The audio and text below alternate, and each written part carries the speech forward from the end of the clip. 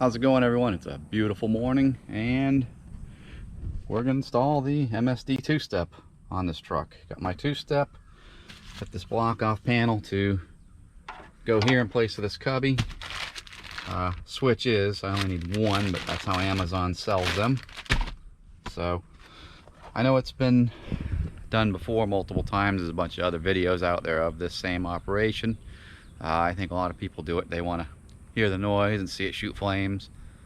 I don't really care about any of that. That's maybe 0.5% of why I care about it. Gonna mention him again because he's been full of good advice over the past few years for me. Chris, Frog's Garage. Check him out if you haven't already. He runs one in his truck. Brought up a good point in our conversation one day and said, hey, I run one because it's makes me more consistent, you know, at times. He said, you're not having to worry about watching the tack and trying to keep it.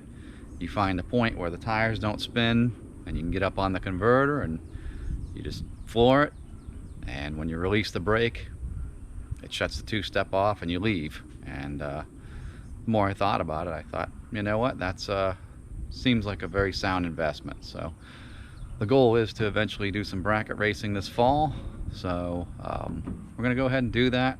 And this is kind of in preparation to run that 12-second pass that we were denied earlier this year. All right, I'm not going to bore you with the install. We're going to get it on the truck, and I'm just going to go over how and why I did certain things. So we chose to mount it right here. Easy access. You can get to the dials very easy. The wirings can be routed nice and neat. Initially, I was thinking here, because I no longer have my battery, it's over there, but the wiring was going to kind of take a path through here and be kind of messy looking. So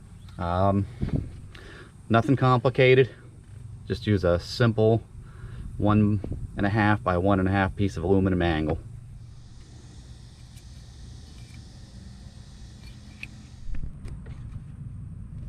All right, wiring's all routed neatly, plugged in.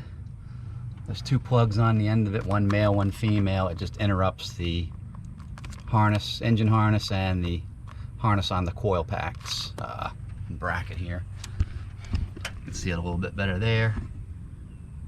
So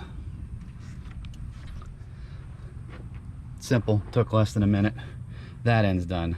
Now comes the fun stuff, is the wiring. Got these two plugs, one's for 12-volt switched, one's ground. I'm going to decide how I'm going to hook that up and run it from here. And then I've got to get, I'll probably push the wiring in. If you can see it, there's a boot. This is an old stereo wiring that's still running to the cab. I'll probably sneak it in with that under the dash and go from there. All right, so got our blank here. I've drilled a hole, put one of my little rocker switches from Amazon in it. That's the company, I'll link it in the description. DKA 3D printing. Makes a lot for these trucks and other late model GM vehicles. And then it's gonna go right there. And look, factory. This is the little cubby hole that was in that spot. That it's not very deep, it's pretty much worthless, so whatever. Obviously you can see I pulled the bezel off. Is over there, so I can do this. Now I've got to connect my wiring. I will do that, test it, and then I'll show you how I hooked it up, because if it's wrong, I don't want you hooking yours up wrong. All right, be back when I get that all sorted out. All right, so we're all wired up. This one's obviously the ground, the black wire off this switch panel. I just ran a wire, grounded it right here in the dash. This middle wire, I put a piece of white wire on it. I don't know if you can see that down in there too well. That comes down to like one of these little trailer connectors right there, to that white wire on your brake pedal switch. This top one, I put a piece of blue wire on it. You can see right there, and that runs to the blue wire that's hooked to the blue and white striped wire on the MSD box. So, just to show you how it works,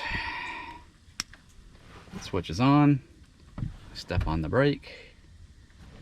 Actually, I had it backwards. It's on now, step on the brake. That's letting me know it's ready and it's armed. Do that.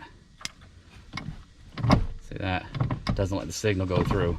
So that pretty much takes care of that. I just got to put the interior back together at this point, and then we'll start the truck, let it warm up. The preset on that box is 5,500 RPM. We're obviously not going to two-step it that high. I'll probably put it down to like 2,800. All right, so we're all back together.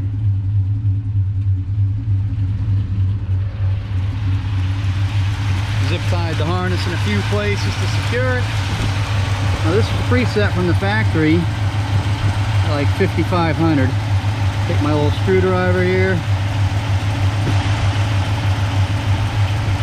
and we're going to change that to 2,800. That's going to be my starting point for the track.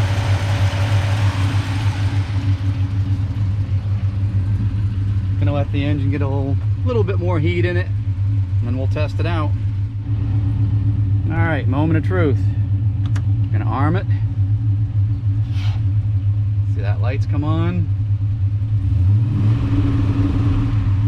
Yep, definitely works. Do that one more time.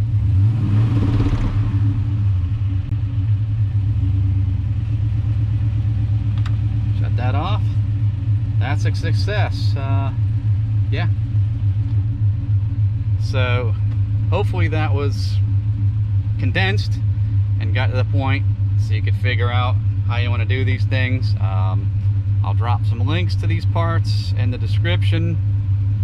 I try to always do that. I'm not religious about it, but I try and always do that to make it finding these things for the next guy easier. But I appreciate you watching as always, and we'll see you next time.